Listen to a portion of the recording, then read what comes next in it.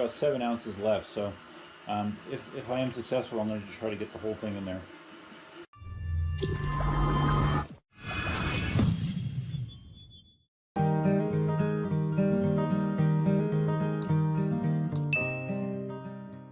Notice I have my 18L on the table. Actually, some of you people, this might be the first time you've seen it in this condition. I actually got some of the matte black side covers because I really like the way they look in the 18XL, and I just mixed them with the white trim on the wheel, and I think it's a pretty cool combo. But the reason that I have the 18L on the bench is I wanted to try to slime the tire. I know that Marty has tried to do this unsuccessfully. He had an issue with with getting the slime into the wheel. I want to see if I have any more luck. My tire pressure is definitely low. I noticed during the ride yesterday that it was low, so I thought this would be a good time to slime the tire. So once I got it up here on the table, I did notice something something interesting that I do recall hearing someone else mention with their 18L as well.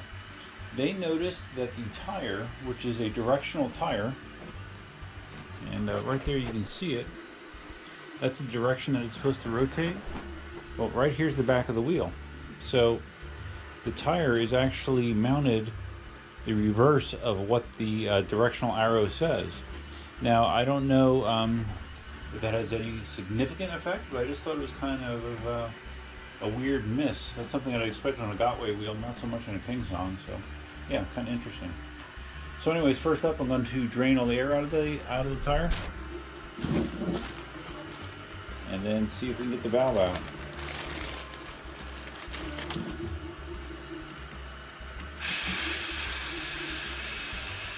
At least the valves are more accessible on the KingSongs than on most Gotway wheels. Okay, there she goes. There's the old valve. Now we're going to stick our slime tube on, and I've used this now for 3 different wheels, so I only have probably about 7 ounces left. So if I am successful, I'm going to try to get the whole thing in there for this size tire.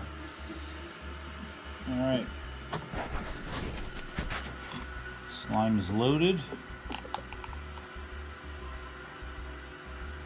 It's working. Nice. Yeah, when Marty did this, like he said there must have been something weird with the valve in his tube. He was not able to force the slime in. This feels like it's going in just fine to me. Sweet. Alright, so we're gonna try to get this all in.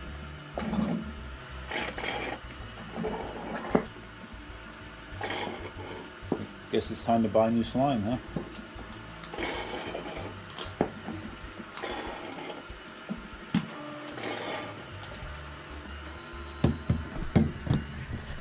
Alright, it's all in there. Nice. I'm thinking about using one of my brand new valves here that came with the slime. You know? Why not? Alright, so I'm just, because the tire is deflated, the tube wants to kind of sink back in, so I'm just holding it out while I get the new valve started. Alright, it's in there. Alright, so the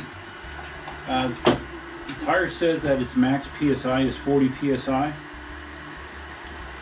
I kind of like to ride a little bit below, like maybe 5 PSI below the max rating, just to give me a little bit extra cushion for my old bones. So I'm going to set my handy dandy Ryobi inflator to 35 pounds.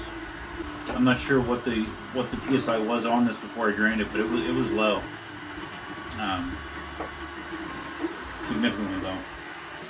All right, so we're gonna turn this on. We're gonna set the PSI. This inflator is awesome, by the way. I think I've said that multiple times. We're gonna set it to 35. We're going to flip it to the right so it charges. If you flip it to the left, it uses this side, which is used for like inflating big inflatable objects like a mattress or a raft or something like that. This side is for like tires. So we're going to go to the right. All Alright, so it usually inflates a couple PSI beyond. Now it's interesting that I'm seeing it back off a little bit. Now it's down to 33.5. Which makes me think that there could be a small leak, which makes me glad that I have some slime in here. I'm going to up the pressure just a little bit more so it overfills. Let's try this again. Alright, let's see if it'll settle down to around 35. Okay, 37.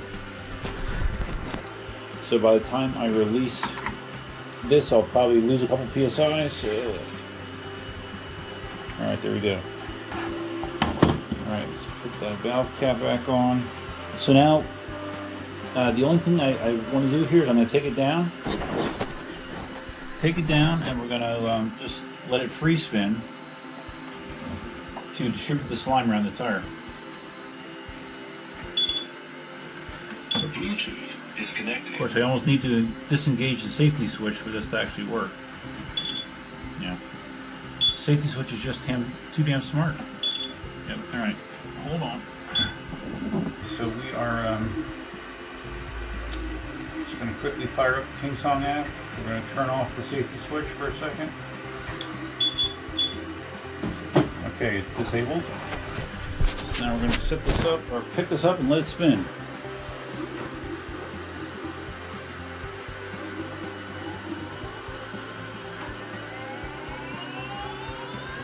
Please decelerate. Please decelerate. Please decelerate. I think that should distribute the slime pretty evenly. What do you think? While I have this out, I did also want to just quickly show off the TPU flexible version of the mudguard that I've made. Can't break this. This is made out of flexible filament, which has been one of the downfalls with a lot of the 3D printed mudguards, is they can be pretty fragile if they take an impact. This will not break. But even the normal PLA version of this, because it's short and it's stubby and it's screwed on, it's pretty thick. So it would take a heck of an impact to break this thing. So if you're more into this look and you prefer the colors, look at the white ones. I'm selling them for the same price on the store. Finally, just one more thing.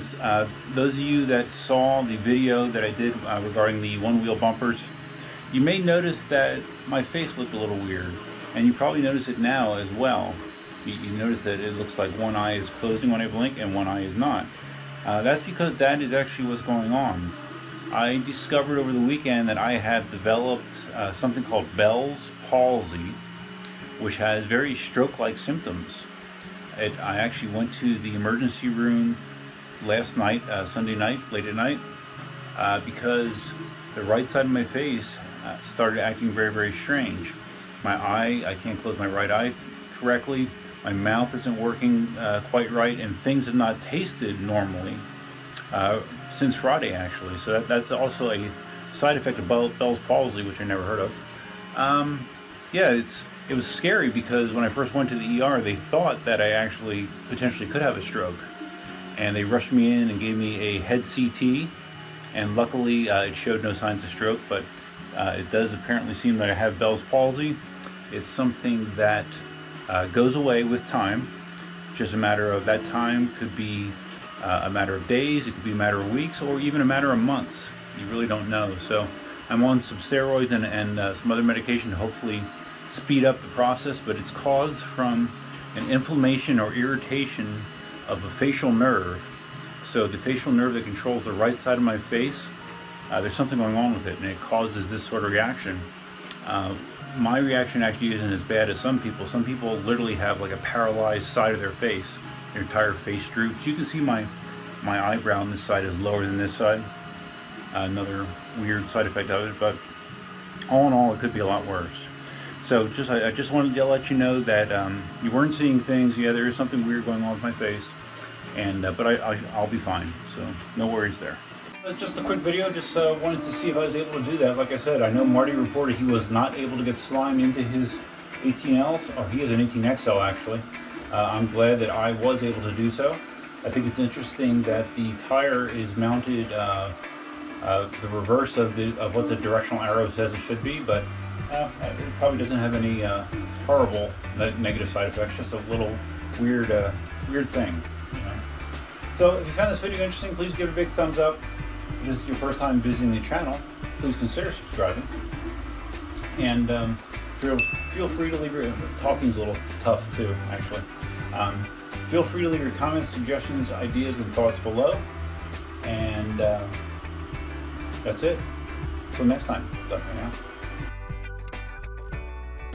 18L mud guards if you want to try it out. $12 in the store plus shipping.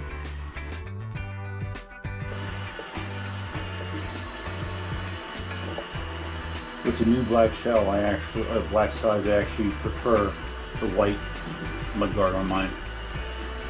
It provides a nice accent piece.